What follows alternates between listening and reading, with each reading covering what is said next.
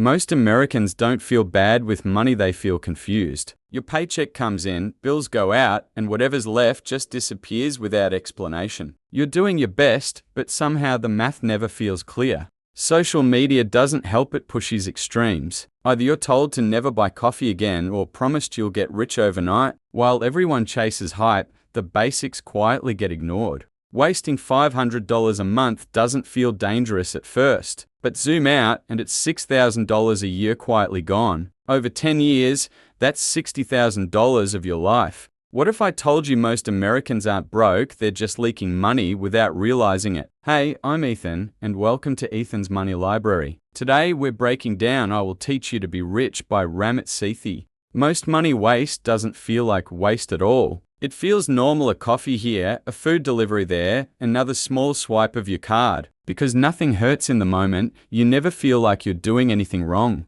$15 here, $20 there, subscriptions you forgot you even signed up for. None of it feels serious. Until you add it all up and realize it's around $500 every single month. That's money leaking quietly while you're busy living your life. Most people try to fix money stress by cutting big things, when the real problem is daily leaks. It's like driving with a slow leak in your tire, nothing dramatic, but eventually you're stuck. When you start measuring, money feels calmer, not stressful. Being rich isn't about cutting everything out of your life. It's about spending on purpose, not spending less out of fear. Real wealth starts when your money finally matches what you actually value. Cut the things you don't care about without guilt, then spend freely on the things that truly make your life better. That's how money stops feeling stressful and starts feeling powerful. Most people feel guilty about every small purchase. That guilt builds up until one day they binge spend and feel worse. Intentional spending works because extreme restriction always fails. Just like dieting.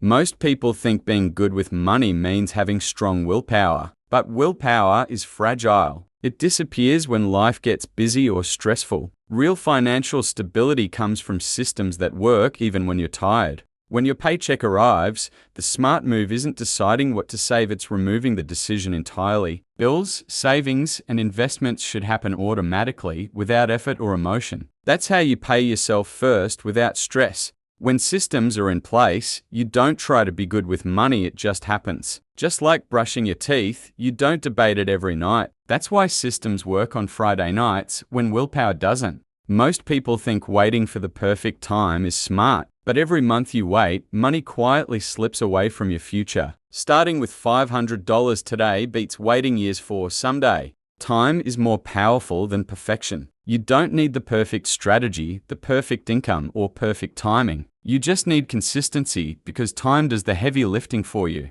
Think about it like going to the gym. One intense workout doesn't change your body, but showing up every week does. Your future self isn't stressed because you started early, not perfectly. Let's recap everything we learned today. Most Americans don't waste money on big mistakes, they lose it quietly, invisibly every single month. Being rich isn't about restriction or saying no to everything you love. It's about intention. When you build systems and stay consistent, you stop relying on motivation. You don't need more income, you need better structure. If this video helped you, hit the like button, it really supports the channel. Subscribe for more book-based money lessons. And share this with a friend who's always stressed about money. Now tell me in the comments, where do you think most people waste money without realizing it? And what's one expense you'd happily pay for and one you'd cut without regret? This is Ethan's Money Library. Building wealth, one book at a time. Remember, your money should support your life, not control it. I'll see you in the next chapter.